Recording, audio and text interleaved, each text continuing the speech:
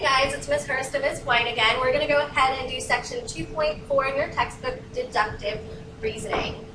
The first thing we're going to talk about is the law of detachment. And as you see up there, we get lazy at math and we use LOD as the acronym for law of detachment, just like we were talking about yesterday with P's and Q's, same thing, LOD. Okay, so the law of detachment is made up of three statements, where the first statement is a conditional, P implies Q, or if P, then Q, followed by a detachment of just the statement P. It can be anything that references back to the hypothesis. Now, we can make the third statement, which I'm going to call the conclusion. And the third statement says, therefore, Q. So if we were to put this all together, this is how it would go. Statement 1, if P, then Q. Statement 2, P. Statement 3 would say, therefore, Q can happen. And just like when we did symbols, the word therefore, we are once again lazy in math, therefore in symbols, represented by 3 dots in a triangle. So when you see that, that means we're therefore. Okay, so let's do some examples of the law of detachment. We've got an example about Goldie. If an animal is a fish, then it swims in water. And that is our first statement, P implies Q. So then we have our second statement that Goldie is a goldfish. Well, we want to make sure that Goldie is a goldfish refers back to the hypothesis. And it's talking about an animal being a fish, so we're good. Check, check. So therefore, Goldie swims in water would be my conclusion. So if we ever ask you what is the conclusion given the first two statements, this third statement is the answer you would come up with. Now, sometimes you get a no conclusion because logic, it doesn't always work in this order all the time. So here's an example where there would be no conclusion. Okay, the first sentence is still the P and Q. Oops.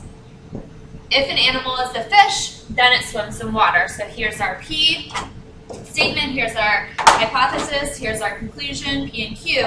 But this second statement, okay, is what you're going to look at because logically, if you think if an animal is a fish and then swims in water, the second statement, Goldie swims in water, actually refers back to, if you take a look, the Q.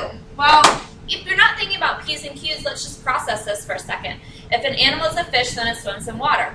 Goldie swims in water. Ms. Hurst, does Goldie necessarily have to be a fish to swim in water? Goldie happens to be my golden retriever in this case. Wow, so Goldie, so this is where you would have the no conclusion answer. So if they asked you for a conclusion, this one would not happen.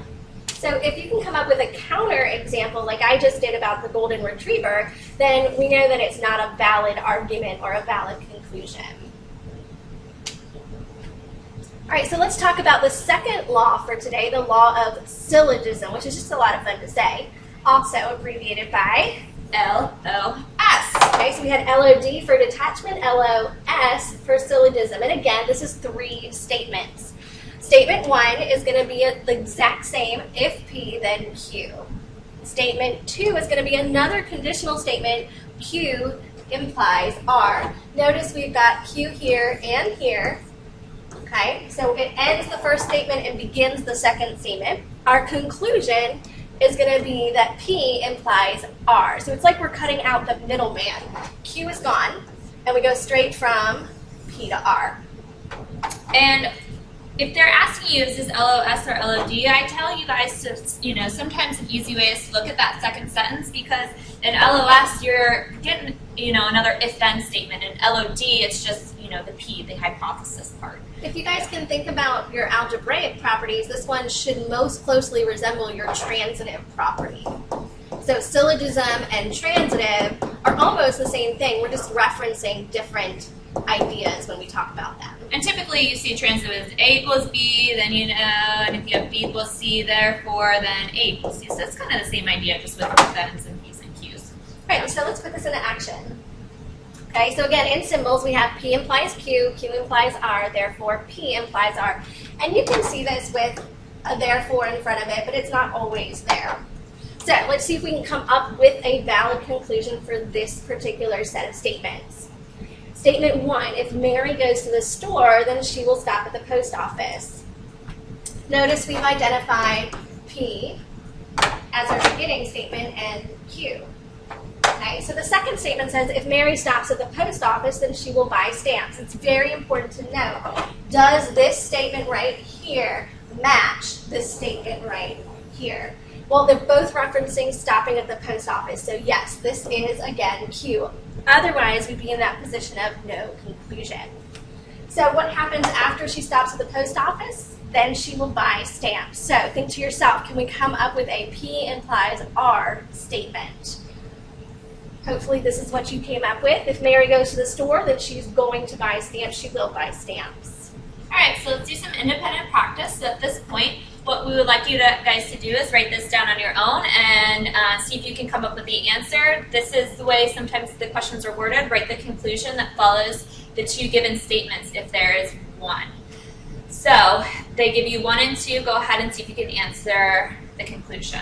Now you want to make sure that you identify first if it's LOS or if it's LOD. And again, if there is no conclusion, that is your answer. Right, because I didn't read the directions, so make sure you read the directions. Here are the answers for number 1.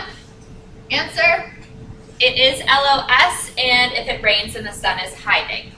And the answer for the second one, okay, is LOD, and therefore, angle A measures less than 90 degrees. All right. There is one more law that we don't really emphasize and we're not going to really talk about in class, but it does show up and it is part of where we're going to work on common sense. Given the statement that P implies Q, you can always make the conclusion that not Q implies not P. So we can use the contrapositive. For example, if it is raining, then the ground is wet. This would be my statement number 1. My statement number 2 is my conclusion this time, and I can say, therefore, if the ground is not wet, then it is not raining. Okay? So all this law of contrapositive says is that we can take the contrapositive and understand that it's going to be a true statement if we're given that the first statement is true. All right.